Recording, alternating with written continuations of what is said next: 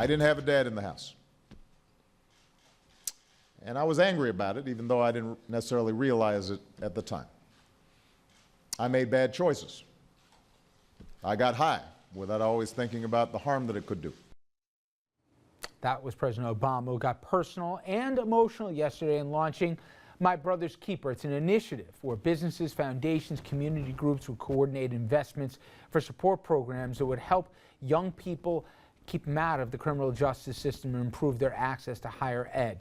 Now, several foundations have pledged at least $200 million over 5 years to promote that goal, creating a government-wide task force to evaluate the effectiveness of various approaches.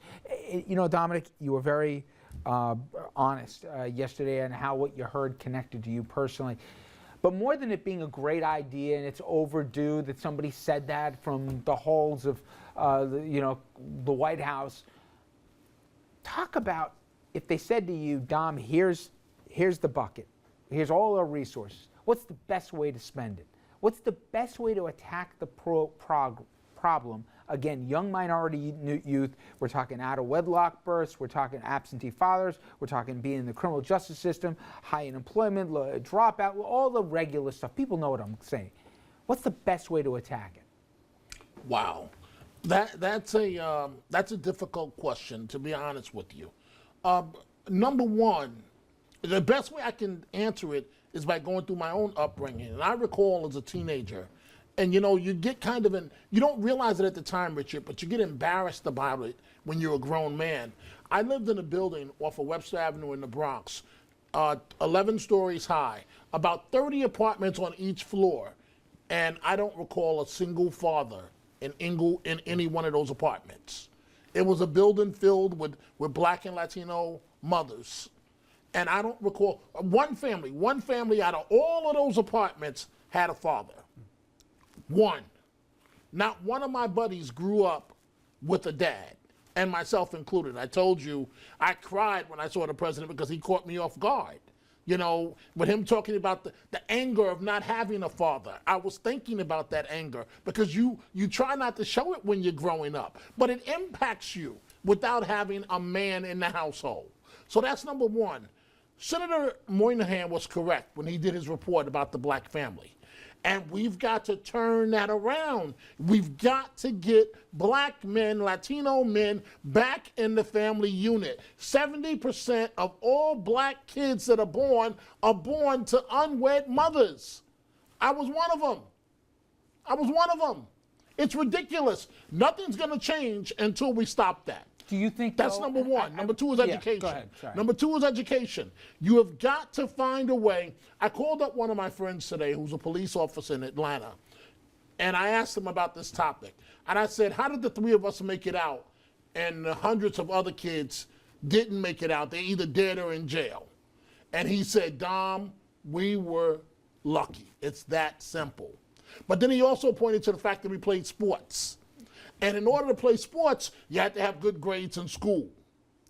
And so education is the other component. We got to find a way where black men have to go back. It has to be, black men have to play a major role in this. Kids have to see somebody look like them, to understand, to relate in ways that perhaps you can't. You're cool, you have the community's best interests at heart, but it's gonna take black men to solve this problem. To go back in, we gotta teach kids, we gotta find a way to say education is cool.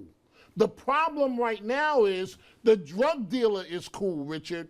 And so when you grow up eating bologna sandwiches, mayonnaise sandwiches, and butter sandwiches, as I did, and many kids of color, when you're on food stamps and welfare and there's nothing else to eat, and the money runs out in the middle of the month, and you don't know what you're going to do, and you got to do what you got to do to survive, it's tough. And so here it is, you got the drug dealer that's selling, the devil that's selling these kids everything, lying to them, and then you're told, here's $1 and a dream, stay in school. Which one do you think they're going to pick?